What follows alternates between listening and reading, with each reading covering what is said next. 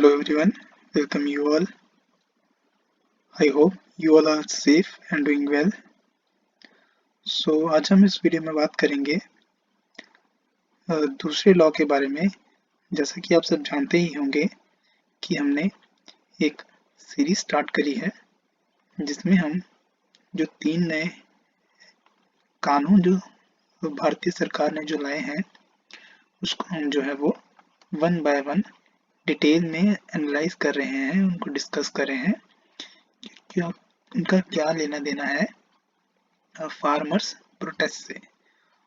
तो हम उसके कुछ जो लूप होल्स हैं उनको भी देखेंगे और एक्ट्स को देखेंगे अपने एग्जाम पॉइंट ऑफ व्यू से। लेकिन हम ज़्यादा कंट्रोवर्सी में नहीं जाएंगे क्योंकि हमारा यहाँ पे मेन फोकस है कि हम उसको एक बैलेंस व्यू में देखें, ना कि एक पर्टिकुलर पॉइंट ऑफ व्यू से देखें उसको। तो जैसा कि आप सब जानते ही होंगे कि हमने एक जो पहले वीडियो थी जो पहले लॉ पे, वो हमने वीडियो ऑलरेडी जो है वो अपलोड कर दिया है। आप चाहें तो उस वीडियो को जाके देख सकते हैं।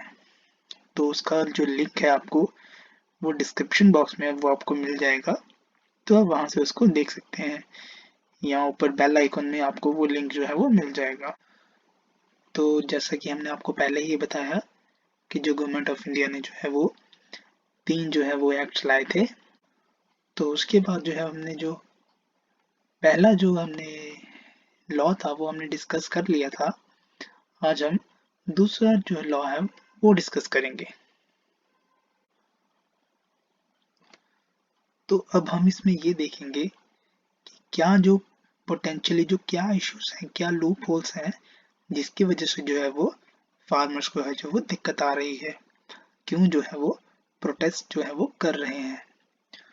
तो मेनली जो यहाँ पे जो मेन चीज यहाँ पे ये थी, जो ये सेकंड लॉ में जो ये चीजें थी कि जो फार्मर्स यहाँ पे ये उनका ये जो है वो ये कंसर्न है, उन्होंने ये एक्सप्रेस किया है कि अगर ये जो once this acts are passed, कि अगर ये कानून जो है वो पास हो गए, तो हालांकि जो है वो पास हो चुके हैं ये, तो ये तब की जो उनकी स्टेटमेंट थी, तो उसको हम यहाँ पे ये कोट कर रहे हैं कि ये जो है वो एमएसपी को जो है वो पूरा रिमूव कर देंगे, उसको डिसमेंटल कर देंगे।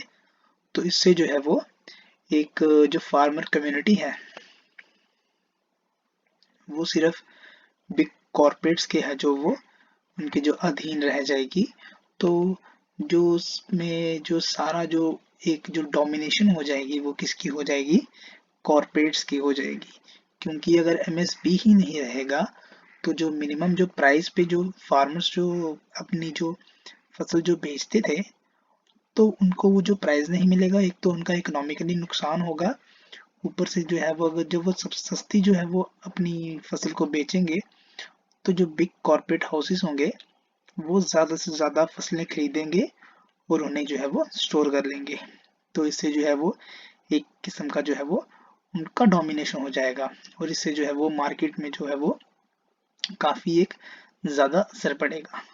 तो मेनली जो ये एक्ट है, अब इसको इस एक्ट को जो आप यहाँ से भी अंदाज़ा लगा सकते हैं कि जो ये फार्म एम्पावरमेंट एंड प्रोटेक्शन जो एग्रीमेंट है, इस पे जो किस पे लाया गया है, ये particularly price insurance and farm services पे लाया गया है।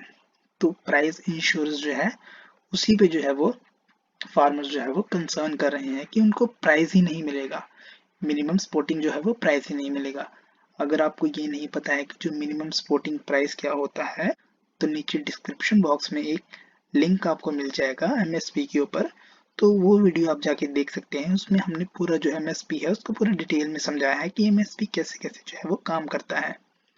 तो आप वहाँ पे जाके ये देख सकते हैं। जैसा कि हमने आपको पहले ही बताया कि फार्मर्स ये कह रहे हैं कि जो ये लॉ लाया गया है ये फार्मर्स से ज़्यादा जो है वो बिग कॉर्पोरेट्स को फ़ायदा पहुँचाने के लिए है जो वो लाया गया है, उनकी डोमिनेशन जो है वो बढ़ाने के लिए है जो लाया गया है। लेकिन यहाँ पे गवर्नमेंट ऑफ इंडिया ने पहले भी कहा था और आज भी कह रही है गवर्नमेंट ऑफ इंडिया कि जो एमएसपी है उसको नहीं छेड़ा जाएगा, जो एमएसपी पहले चल रहा था वो वैसा ही चलेगा। लेकिन फार्मर्स जो है वो ये चाहते हैं कि जो सरकार है वो पूरा एक सत्र बुलाए, एक पार्लियामेंट में डिस्कशन हो और पूरा लॉ में इसको लिख के दे कि जो एमएसपी है वो नहीं हटेगा। हालांकि इस कानून में कहीं भी ये नहीं लिखा हुआ है कि जो एमएसपी है वो रहेगा। अब उनका ये कंसर्न है। अब गवर्नमेंट ऑफ इंडिया का सिर्फ यहाँ पे इतना पॉइंट ऑफ व्यू है कि उन्होंने इस जो एमएसपी की बात है वो रहने वाली बात है वो इस कानून में नहीं लिखी है। बस उन्होंने एक वर्बल कहा है कि जो है वो एमएसपी जो है वो रहेगा। अब फार्मर्स यहाँ पे ये डिमांड कर रहे हैं कि उन्होंने वर्बली नहीं चाहिए, उनको एक पूरा रिटर्न में जो है वो सरकार सत्र बुला के एक जो है वो उसको पूरा डिस्कशन करके उसको लॉ में लाके उसको दे। तो ये पहला जो है वो यहाँ पे ये कंसर्न है। तो फार्मर का सेकंड कंसर्न यहाँ पे ये है कि जो ये कानून लाया गया है उसमें उन्होंने ये कहा है कि अगर उनके उनको ये प्राइस जो है एक्सप्लॉयटेशन से जो है बचाने के लिए जो ये उनका ये कानून लाया गया है, लेकिन उसमें कहीं भी एक पूरा मैकेनिज्म नहीं बताया गया कि कैसे है जो प्राइस फिक्सेशन होगी, उसकी मेथडोलॉजी क्या होगी, उसकी रेगुलेशन कैसे होगी, उसका पूरा ओवरसाइट क्या होगा। तो वो पूरा उसको डिटेल में नहीं बताया गया है। फार्मर्स का ये कहना है कि ये जो ये कानून है एक उन्होंने एम्बिग्यूस में रखा हुआ है, सरकार ने उसको पूरा डिटेल में जो है वो नहीं बताया हुआ। एक जैसे कि आप कह सकते हैं कि मैनिपुलेशन जो है जो वो ये कानून जो है वो लाया गया है, किसानों का ये कहना है यहाँ पे। और किसानों का जो थर्ड कंसर्न ये है, जैसा कि जो ये एक्ट में ये था, पहले क्या होता था कि अगर जो कंपनीज थी और जो किसान थे जब वो कॉन्ट्रैक्ट में आते थे। अब यहाँ पे एक चीज आपको ये देखनी है, कॉन्ट्रैक्ट फार्मिंग। कॉन्ट्रैक्ट फार्मिंग इस पे भी हम बहुत जल्दी एक दो दिन में हम कॉन्ट्रैक्ट फार्मिंग में पूरा डिटेल में वीडियो बना देंगे।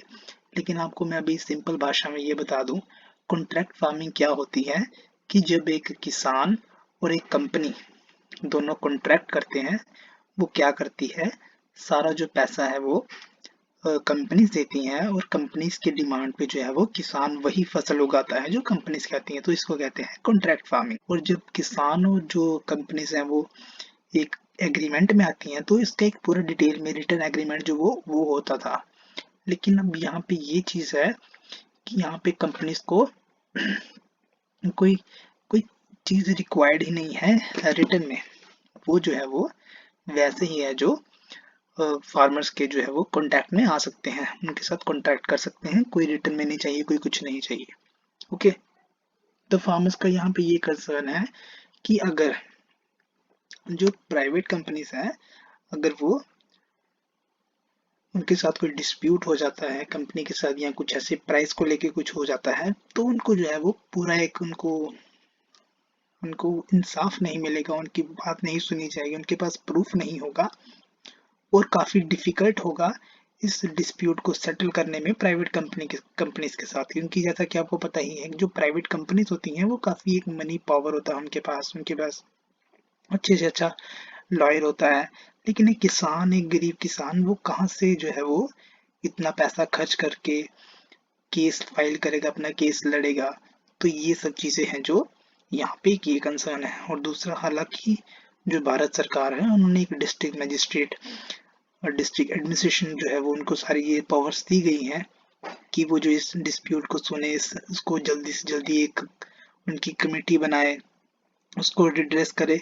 लेकिन किसानों का ये कहना है यहाँ पे अभी भी जो ये कहना है कि उनको जो है वो इसी कानून के तहत जो है वो उनसे डिस्ट्रिक्ट एडमिनिस्ट्रेशन में जो वो अपनी मांग रखने गए, लेकिन उनकी जो मांग है वहां पे नहीं सुनी गई।